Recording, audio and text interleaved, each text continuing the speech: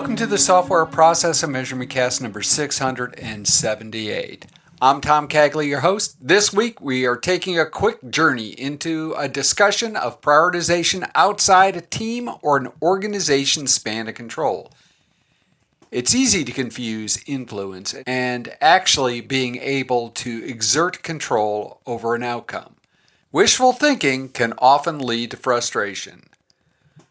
Tony Timble also brings his To Tell a Story column to the cast, building on the ideas that are central to good user stories.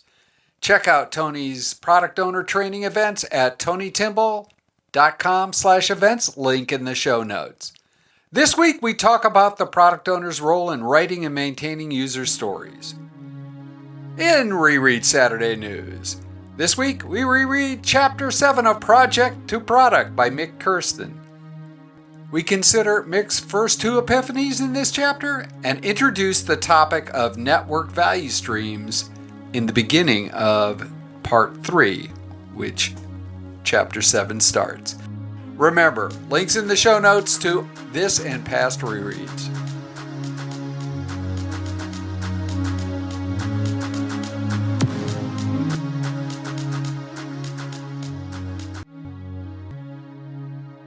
Work entry.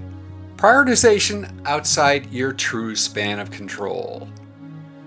There are three common scenarios that generate prioritization decisions outside of an individual's or team's span of control. Some of the most innocuous appearing prioritization problems come from decisions made on a daily basis outside the formal prioritization processes. The problems are rarely as harmless as they appear to be. Why are these prioritization decisions made like this? As monotasking by Stefan Lautenbach reminds us, we should periodically reflect and ask, what is the most important thing I should be working on?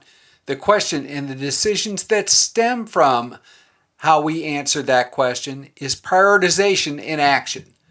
On a more granular basis, every human decides what is the most important thing they should be doing hundreds, if not thousands of times every day.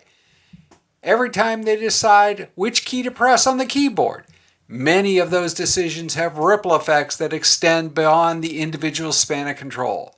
While that might sound like an invocation of chaos theory, the impacts are often far more direct. For example, when a coder decides to pull work out of order out of the backlog so that they can do their specialty and jumps over a component that's needed earlier in the release, bad things can happen.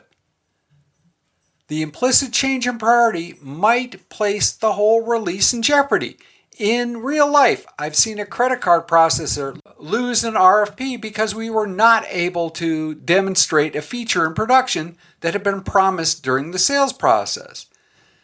This was all based on someone that wanted to work on another piece of the system rather than the one that was next in the backlog. The span of control issue is not always a bottom-up issue. Micromanagement is a granular approach to prioritization. While telling someone what to do and when to do it is technically within a manager's span of control, more thoughtful leaders see it as an overreach. Focusing on the consequences of micromanagement of prioritization, the micromanager cannot be fully aware of the nuances of the work because they are not doing it. Therefore, they are apt to focus on the wrong action at any specific point in time. I've managed several people that had previously been micromanaged. Each had to relearn to evaluate the context they were in and make their own decisions. Getting permission to focus on what they thought was right only slowed things down. It did not provide a learning moment. It was painful, but in the end, the team was always more resilient and more flexible as we delivered value. The third scenario occurs when someone not committed to the current set of priorities thinks they know better.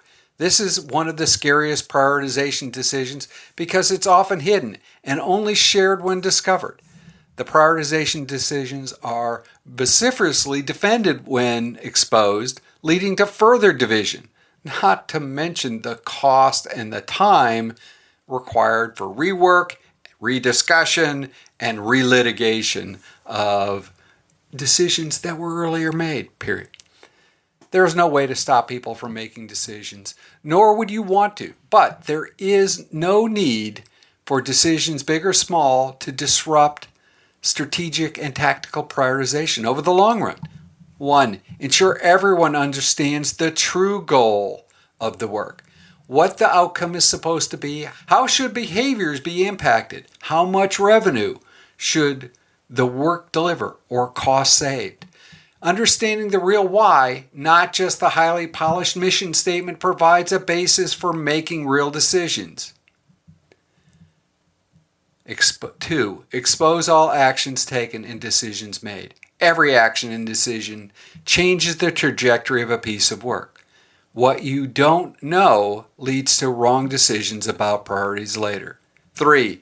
Sync daily at the team and team of teams level. The daily Scrum is daily for a reason. It provides a platform for sharing changing priorities and decisions. 4. Continuously build the software to expose unvoiced decisions that can impact priorities. 5. Mentor or fire micromanagers. That's as simple as that. If you're hiring people that can't learn and think for themselves, whoever's doing the hiring ought to be out the door before the micromanagers. All kidding aside, if at all possible, try to help micromanagers change before providing a change of venue for them. 6. Those that silently undercut decisions on priority because they know better need to work somewhere else. Most scenarios lead to decisions that impact prioritization don't need to cause problems.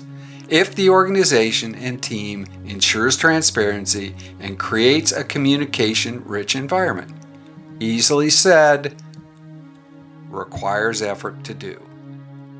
Thoughts, comments, all welcome. Please feel free to reach out to us at spamcastinfo@gmail.com or 01-440-668-5717. We look forward to the conversation.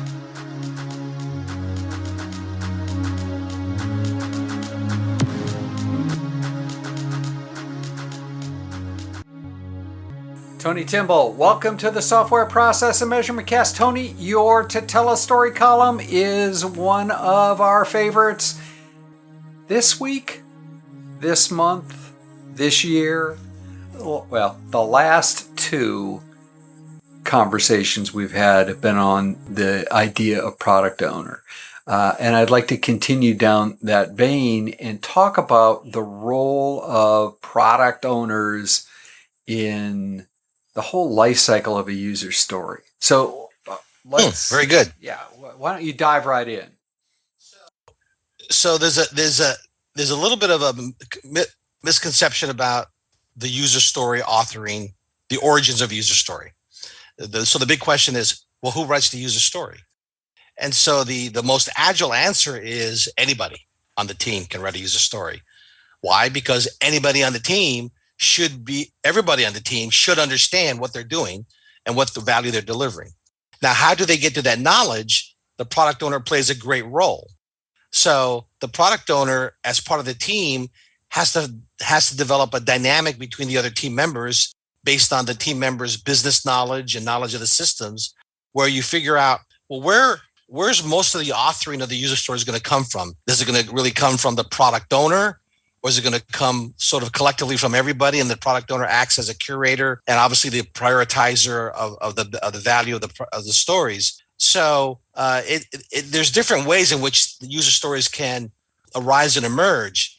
The traditional model is that the product owner is the source of all of the user stories, but that's also a huge burden on a particular individual who may not necessarily have the full skill sets that it takes to understand the different functional pieces of the business product, or may not even have an understanding of the important enabler stories that are necessary technically to support the deliver that functionality. So a product owner can play a role in the life cycle, both at the beginning as the originator of the story, and also later as the reviewer of the story, and then even later as the approver of the story and accepting the story as completed based on the acceptance criteria. Now, I'm sure that the scenario where the product owner is the only author of the user story exists. I am not 100% confident that I have ever seen that really work. Have you? Yes and no. It depends on the nature of the team that's forming. In other words, if you have a new team forming and you have someone from the business who's coming in to develop a brand new product that has not existed before, then you can have a scenario where that you really need somebody that has that sort of baseline knowledge and shares that knowledge and becomes a teacher of what that product's going to be. And in the beginning, they really write a preponderance of those stories. They write the epics, they write the features, and they begin to decompose them into particular stories. So then that's a situation that can work. But in other situations, you often have a product owner who's transferred from another division. They had maybe a little bit of knowledge about a particular application. The team that they're going to has been living in that application for years, right? And now there's going to be a great new enhancement of the application.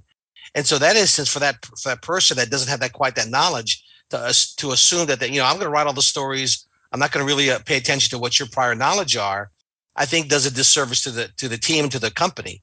Instead, that person should say, you know what? I'm coming in this new. I've got, I can play my role as a product owner when it comes to prioritizing and understanding business value. But you guys have a lot of knowledge, and so I'm going to tell you vision-wise what I need. And if you guys see what else we need to do, not necessarily the how, I'll take that as input. So collectively we create the story. So in that instance, the product owner becomes really more of a product manager. And the team begins to share the product ownership authoring load when it comes to the user story creation and curation. I guess that is the more typical scenario, and not the part where they're transferring in, but the joint ownership of authoring and refining, I generally see as being probably the median value in terms of how it's approached. I would agree. That's to me the optimal state, because what happens and everybody begins to get level set. It's like everything becomes room temperature. You want the knowledge of the product to become the room temperature of everybody's knowledge about what needs to be done for the product and for the software development. Well, and if you lock it all up in one person's mind, and if you want to use a theory of transactive memory, I mean that is an approach, right? You would have individual buckets of knowledge locked up in an individual's mind, with sort of the meta mind being able to route to the right place. But given that most teams are not, how should we say, perfectly stable, and are probably more dynamic than you'd want. If you have purely transactive memory, then you're starting over every time you shuffle the deck. And organizations that still use matrix management, God knows why they do that, but let's, and try to leverage Agile with Agile product owners. Is there... Oh, why don't we save that for like a third conversation? Yeah, really. We could spend a lot of time talking about that. Agreed. So the idea of across the life cycle. So when we're talking about epics and features, the authorship, I would suggest, sounds like from your answer, is more heavily reliant on people with product background. As it breaks down, it sounds like it becomes more of joint authorship. When we get into the world of refinement, where does the product owner play in that scenario? So in refinement, product owners need to advance the collective understanding of the story sufficient that the team can make a commitment to delivering that story. And that line is not always clear, right? And so the product owner has a balancing act to do to say, okay, I've communicated what we need. You guys have contributed to the what side. So now, is this enough for you guys to commit to it because you have an intuitive sense of size, and whether you use story points or not, that's secondary. You have intuitive sense of size. Can you commit to this story or this batch of stories? And so then, depending upon the maturity of the team, they'll either say, yeah, we can, or they'll start asking a ton of questions.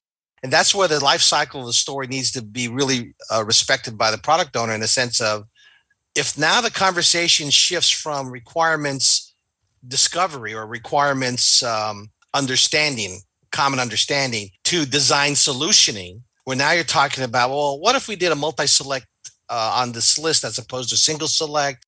Well, we may need a secondary API in the back end in order to seed a high buffer table, so we don't have long delays.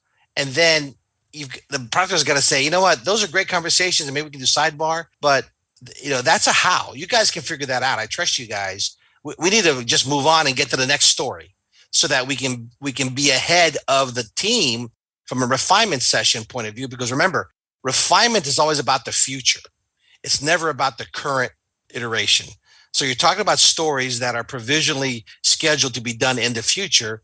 And so what I need you to do, team, is to commit to this particular story to confirm that our collective understanding of the story is sufficient for you to commit.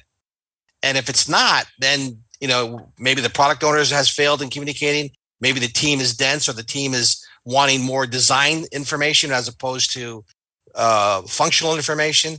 So it's a challenge. So the life cycle, the product owner has to get that life cycle of the story, especially backlog refinement, to, in a sense, that the final state of it's ready for work. And ready for work means the team can commit. And getting to that end state for the user story is a challenge for a lot of product owners, because they often defer to IT's knowledge and they get confused about the design solutioning questions, and they have a hard time drawing the line. And a lot of people want to be nice, and so rather than urgent, right? And so sometimes it's a people dynamic thing. And I've spent a lot of time coaching product owners to say, look, you can be nice and diplomatic, but you can also set good boundaries, because that then enables you to move the ball forward. Because you can't spend 35 minutes in a 1 hour backlog refinement session on a single story. If you've gone past 10 minutes of review and collective understanding of a story in backlog refinement, you got a problem with that story. Drawing that line is one of the reasons I find not having a true product owner problematic.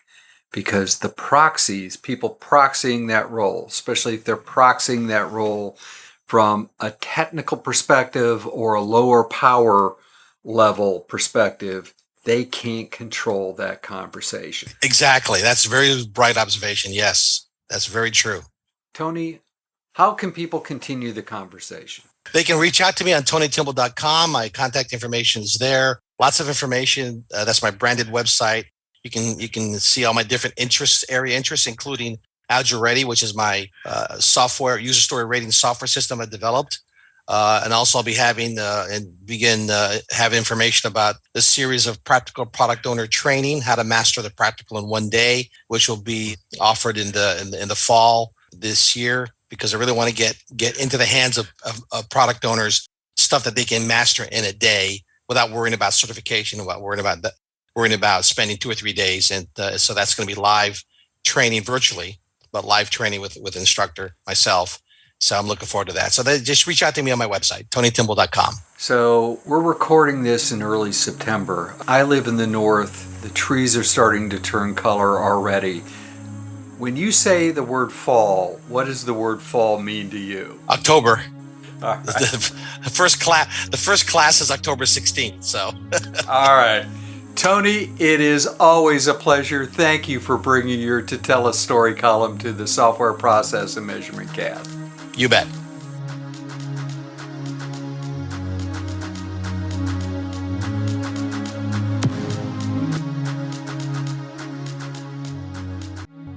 in the next Software Process and Measurement Cast.